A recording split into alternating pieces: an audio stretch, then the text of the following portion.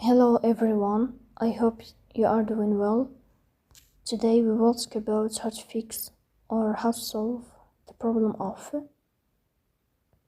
not working on the application of Strava. We click on settings. Here we click on apps, default apps, app settings. In this list you will search about Strava app. You will click here. In this page of app info, you will click on first stop and you will click OK.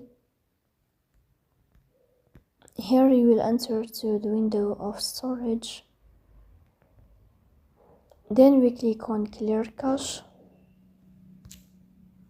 In the end you will turn off your phone and you will restart your phone again. So please don't forget to support us by like and subscribe. See you next time.